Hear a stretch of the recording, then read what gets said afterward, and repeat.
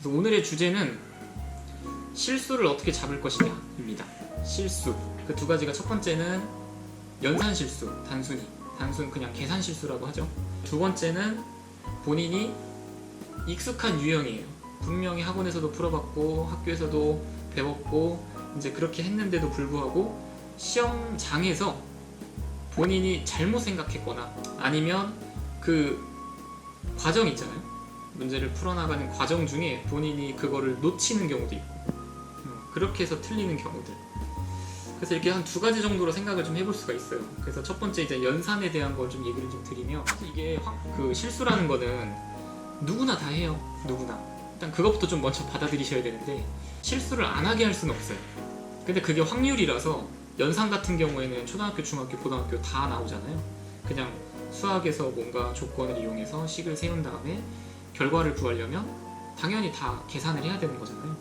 그러니까는 연산 과정은 필수인데 정말 집중 안 하고 푸는 애들도 있고 막 정신이 막 딴 데가 있어가지고 그렇게 그냥 딴 생각하다가 풀어버리면 당연히 실수가 나오는 거고. 근데 대부분 이제 부모님들이 생각하시는 실수는 이건 거예요. 야, 집중을 좀 해라, 문제를 좀 잘 읽어라 라고 하는 게 뭔가 애들이 딴 생각을 하고 있지 않느냐.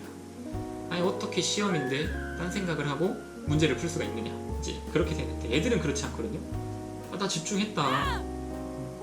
그래서 뭔가 집중을 하지 않아서 연산을 실수하는 거는 조금 드문 것 같고요. 그럼 이제 문제가 뭐냐면 첫 번째는 빨리 풀어야 되잖아요. 그러니까는 머릿속에서 생각하는 거랑 그 다음에 손으로 쓰는 속도가 안 맞는 거예요. 그러니까 머릿속에서는 막 팍팍팍 넘어갔어요. 근데 손은 속도가 있잖아요. 그러니까는 얘는 넘어갔는데 손이 쓰는 속도는 조금 느리다 보니까 이게 생각이 중첩이 돼버리는 거죠. 그래서 이제 실수가 나오는 경우들이 있어요. 빨리 해야 되니까 급해서. 근데 그거를 뭐 천천히 해라 또 이렇게 할 수는 없잖아요. 왜냐면 시간이 또 정해져 있으니까 또 그러면 늦어지니까.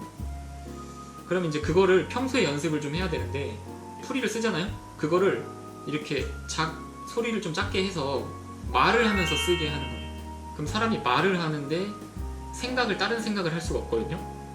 그럼 내가 말하는 거에 맞춰서 생각의 속도가 맞춰지고 그거에 맞춰서 글을 쓰면 돼요. 그래서 내가 쓰는 게 조금 느리다 라고 하는 친구들은 말을 좀 천천히 하면 되겠죠. 그러면서 이제 그걸 맞추는 거예요. 그러면 이제 실수가 좀 줄어들기도 하고요. 학생들이 문제를 읽고 이렇게 풀 때 한 번만 이렇게 쭉 문제를 읽고 넘어가요. 이제 그러다 보니까 문제를 읽은 다음에 무슨 말인지도 사실 모르겠고 그 다음에 이제 오늘의 주제인 실수도 자꾸 생기는 거거든요.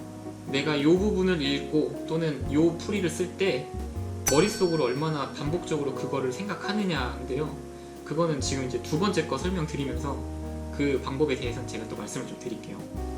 두 번째는 이제 익숙한 유형이지만 이제 조건을 좀 잘못 해석했다. 뭐 본인이 생각했던 거랑 그 다음에 풀이랑 맞지 않는 경우들, 그리고 자기가 머릿속에서 외우고 있던 유형이랑 그 다음에 지금 시험에 나온 유형이 그 변형이 된 거예요. 그래서 본인이 외웠던 거랑 조금 다를 수도 있잖아요. 근데도 본인이 외운 걸로 이렇게 푸는 경우도 있고, 이런 것도 이제 실수라고 얘기를 하는데 사실 냉정하게 따지면 실수는 아니죠. 왜냐면 본인이 그 당시 판단을 잘못한 거니까. 그쵸? 근데 이제 애들 입장에서는 나는 풀 줄 알아. 분명히 이거 공부했고 이거 어떻게 하는지 아는데 틀렸으니까 실수라고 하자가 된 거거든요. 대부분 이제 그런 문제들이 과정마다의 판단을 오판하지 않도록, 그러니까 잘못 판단하지 않도록 하는 거죠. 그러면 이제 그렇게 해야 실수를 줄이는 거란 말이에요. 일단은 뭐 암기를 해가지고 문제를 푸는 건 상당히 위험하고, 선생님들이 어떻게 하면은 애들이 안 풀어본 문제를 낼 것이냐, 거기에 혈안이 돼 있으세요. 학생들이 이 문제를 정말 제대로 해석하지 않으면 맞출 수가 없는 거예요. 이거에 대한 해결책은 조건들끼리 연결을 시키면서 반복적으로 생각을 했느냐, 그러면서 이제 개념을 꺼내 쓰고, 그래서 이런 과정들이 이렇게 반복을 얼마나 했느냐거든요. 제가 그 얘기를 좀 해드리면, 내가 그 부분에 대해서 많이 생각하면, 여러 번 생각하면 확률이 줄어들잖아요. 실수할 확률이. 그러니까 그렇게 해서 실수를 줄이는 거예요. 그러면 이제 실수를 줄이기 위해서 이제 어떻게 하냐라고 이제 제가 학부모님들한테 여쭤보면, 대부분 그냥 꼼꼼하게 쓰게 시키세요. 뭐 풀이를 처음부터 끝까지 다 써라. 그러면은 이제 실수를 안 하지 않냐 이렇게 하시는데 사실 그거는 정답이 아니에요. 처음 같은 경우에는 본인이 그 문제를 만약에 못 풀 때 있잖아요. 문제를 못 풀 때는 당연히 처음부터 끝까지를 다 적어보고 그거를 정리하는 시간이 필요해요. 그래서 머릿속에다가 이런 조건이 나오면 이렇게 생각하는 거고 이럴 땐 이렇게 해석하는 거고 이런 것들을 머릿속에 넣어놓고 이런 표현이 나오면 이렇게 푸는 거야 라고 하는 거를 경험으로 머릿속에다 저장을 해놓고 그 다음에 이거를 매번 그렇게 쓰면 시험장에서도 그렇게 쓸 거잖아요. 그럼 시험장에서 시간이 당연히 부족하니까 내가 자꾸 생략하는 연습을 하고 머릿속으로 암산하고 그런 연습을 계속 해야 되는 거예요. 근데 이제 그게 잘 안 되는 애들은 당연히 뭐 수학적인 뭐 역량이 조금 떨어진다고 얘기하고 그런 애들은 그걸 훈련해야 되는 거지 그냥 뭐 문제만 디귿다 많이 푼다고 해서 그게 안 되는 이유가 이제 그런 거죠. 머릿속에서 안 되니까. 그래서 처음에는 써보되 반드시 나중에는 그거를 머릿속에서 큰 그림을 그릴 수 있어야 되고 직관적으로 머릿속에서 이렇게 풀었을 때 이렇게 될 거야 라는 거를 하지 못하면 시험을 잘 볼 수가 없어. 근데 애들이 이제 그걸 이겨내기가 좀 힘든 거죠. 왜냐면 좀 어쨌든 머릿속으로 생각한다는 게 쉬운 일은 아니니까 그 연습을 충분히 이제 하는 건데 제가 이제 그 반복한다는 거에 대한 의미를 좀 말씀을 좀 드릴게요. 수학 문제가 이렇게 땅땅땅땅땅 계속 쭉 돼 있잖아요. A가 나와 있고 B가 나와 있고 C가 나와 있고 D가 나와 있고 이렇게 나와 있단 말이에요. 저는 이제 문제를 읽을 때 어떻게 읽냐면 A를 읽고 그 다음에 B를 읽을 때 A랑 같이 한 번 더 읽는 거예요. 그럼 A는 벌써 2번 읽었죠? 그 다음에 이제 B를 읽었죠? 그럼 이제 C를 읽을 거잖아요? 그럼 C를 읽을 때 A랑 B를 또 같이 생각하는 거예요. 근데 이제 그 전에 한 번 읽어봤으니까 정말 처음 읽을 때처럼 또박또박 읽는 게 아니잖아요. 그거를 머릿속에 형상화하는, 머릿속에다가 정리하는 과정을 같이 거쳐가는 거죠. 그럼 또 D를 읽을 때 A를 보고 B를 보고 C를 보고 그 다음에 D 읽으면서 한번 전체적으로 한 번 더 확인하고. 근데 이거를 문제 읽을 때만 하는 게 아니라 풀이를 적을 때도 그렇게 하거든요. 첫째 줄을 써요. 둘째 줄을 쓰고 둘째 줄을 쓸 때 첫째 줄을 다시 한번 보는 거예요. 그렇게 해서 연결시키면서 자꾸 보는 거죠. 그러면 어떤 한 부분, 한 조건당 적어도 3번씩은 보게 되는 거예요. 그래서 그 훈련을 계속하지 않으면 이게 당연히 머릿속에서 빨라지지가 않는다.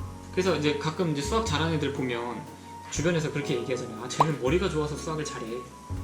쟤는 진짜 뭐 수학적인 머리가 뛰어나. 뭐 이렇게 얘기 많이 하시는데 그 수학적인 머리가 뛰어난다는 게 어떤 지능이 높은 게 아니라 과정이 빠르게 팍팍팍팍 돌아가는 거죠. 근데 그거를 훈련을 하지 않으면 갑자기 어떤 애들이 그렇게 되지 않는다. 당연히 반복을 하니까 실수가 줄 수밖에 없는 거고. 그리고 자기가 머릿속에서 그렇게 정리가 되면 일단 애들이 자신감이 생겨요. 나 이거 알아. 나 이거 풀 수 있을 것 같아.